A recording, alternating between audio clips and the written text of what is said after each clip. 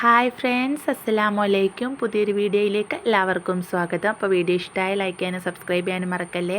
അപ്പോൾ ഇന്നത്തെ റെസിപ്പി എന്താണെന്നല്ലേ, നല്ലൊരു സിമ്പിളായിട്ടുള്ള ചിക്കൻ കറി കേട്ടോ. സ്ഥിരമായിട്ട് വയ്ക്കുന്ന ചിക്കൻ കറി മടുത്തു തുടങ്ങുമ്പോൾ പെട്ടെന്ന് നമുക്കൊന്ന് മാറ്റി പിടിച്ച് ഒരു വെറൈറ്റി ആയിട്ട് ട്രൈ ചെയ്യാൻ പറ്റുന്ന സിമ്പിളായിട്ടുള്ള ചിക്കൻ കറി. അപ്പോൾ എങ്ങനെ തയ്യാറാക്കണമെന്ന് നോക്കാവേ.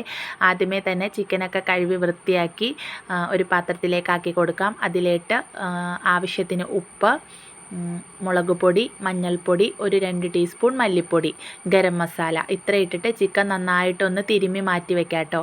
അപ്പോൾ കറിക്ക് ആവശ്യമായ മസാലകളെല്ലാം ഞാനിപ്പോൾ ചിക്കനിൽ തന്നെ തിരുമണ്ട കേട്ടോ. ഇനി അങ്ങനെ തിരുമ്മി ചേർക്കണില്ലെങ്കിൽ കറിയുടെ സമയത്ത് സ്വല്പം കൂടെ അങ്ങ് ഇട്ട് കൊടുത്താൽ മതിയാകുമേ.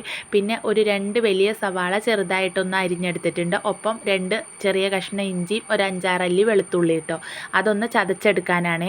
ഇനി നമുക്ക് പാനൊന്ന് അടുപ്പത്തേക്ക് വെച്ച് കുറച്ച് എണ്ണ ഒഴിച്ച് ചൂടായി വരുമ്പോൾ സവാള 2 ട്രിപ്പായിട്ടാട്ടോ ഞാനിവിടെ പൊരിച്ചെടുക്കണേ. അപ്പോൾ എണ്ണ വളരെ വളരെ കുറച്ച് മതിയാകുമേ. അത് നന്നായിട്ടൊന്ന് നമ്മൾ ബിരിയാണിക്കൊക്കെ ഫ്രൈ ചെയ്തെടുക്കില്ലേ, അതുപോലെ നന്നായിട്ടൊന്ന് പൊരിച്ച് കോരിയെടുക്കാം കേട്ടോ. പൊരിച്ച് കോരിയിട്ട് പകുതി സ്വല്പം ഒന്ന് എടുത്ത് മാറ്റി വയ്ക്കാം. നമുക്ക് ലാസ്റ്റ് ഒന്നങ്ങ് ഡെക്കറേറ്റ് ചെയ്യാനായിട്ട് ഉപയോഗിക്കാമല്ലോ. ബാക്കി പകുതി ചൂടാറാനായിട്ട് കോരി മാറ്റി വയ്ക്കാം കേട്ടോ. ഇനി ഉള്ളിയൊക്കെ കോരി മാറ്റിയതിന് ശേഷം അതേ പാൻ തന്നെ വീണ്ടും അടുപ്പത്തേക്ക് വെച്ചിട്ടാട്ടോ ബാലൻസ് പരിപാടി. അപ്പോൾ അതിന് മുമ്പ് ഉള്ളിയൊക്കെ ഒന്ന് ചൂടാറി വരുമ്പോഴേക്കും നമുക്ക് അതൊരു മിക്സിയുടെ ജാറിലേക്ക് ഒന്നാക്കി കൊടുക്കാം.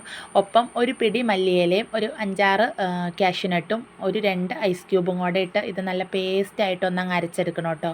കണ്ടോ, നല്ല പേസ്റ്റായിട്ട് തന്നെ അരച്ചെടുക്കണേ. ഇനി മല്ലിയിലയുടെ ഫ്ലേവർ കുറച്ചൊന്ന് മുന്തി നിൽക്കണമെന്നുണ്ടെങ്കിൽ ഒരു കുറച്ചുകൂടെ മല്ലിയില ചേർത്ത് കൊടുക്കാം കേട്ടോ. ഈ ഒരു സ്വല്പം മല്ലിയില ചേർക്കുമ്പോൾ നാടൻ ടേസ്റ്റ് അങ്ങ് മാറുമല്ല, എന്നാൽ മല്ലിയിലയുടെ ഒരു ഫ്ലേവർ കൂടെ വരുമ്പോൾ കുറച്ചുകൂടെ അടിപൊളിയാണ് കേട്ടോ. ഇനി പാനൊന്ന് അടുപ്പത്തേക്ക് വെച്ചിട്ട് ആ ഉള്ളി പൊരിച്ച അതേ എണ്ണയിലേക്ക് തന്നെ നമുക്ക് ചിക്കനൊക്കെ ഒന്ന് പറക്കി വെച്ച് കൊടുക്കാം. ഒപ്പം ഇഞ്ചി വെളുത്തുള്ളി ചതച്ചതും ഒരു വലിയ തക്കാളി അരിഞ്ഞതും കൂടെ ചേർത്ത് നമുക്ക് ചെറുതായിട്ടൊന്ന് ഇളക്കി യോജിപ്പിച്ചിട്ട് മൂടി വെച്ച് ഒരു 5 മിനിറ്റ് ഒന്ന് തിളയ്ക്കാനായിട്ട് വെയിറ്റ് ചെയ്യാം കേട്ടോ. അതങ്ങ് തിളച്ച് തുടങ്ങുമ്പോഴേക്കും ചിക്കനിൽ നിന്നൊക്കെ നന്നായിട്ട് വെള്ളം ഇറങ്ങി വന്നിട്ടുണ്ടാവുമേ. ഇത് നല്ല സിമ്പിളായിട്ട് തയ്യാറാക്കാൻ പറ്റുന്ന, ആകെ ആ ഉള്ളി പൊരിച്ചെടുക്കണ ഒരു സമയം മാത്രം മതി കേട്ടോ ഈ കറി തയ്യാറാക്കാനായിട്ട്. വേറെ പ്രത്യേകിച്ചുള്ള അലങ്കോലപ്പണികളൊന്നുമില്ല. നമ്മുടെ വീട്ടിലുള്ള ഐറ്റംസൊക്കെ വെച്ചിട്ട് നമുക്ക് നല്ല അടിപൊളിയായിട്ട് എന്നാൽ ഒരു വെറൈറ്റി ടേസ്റ്റിൽ കറി റെഡിയാക്കി എടുക്കാം കേട്ടോ.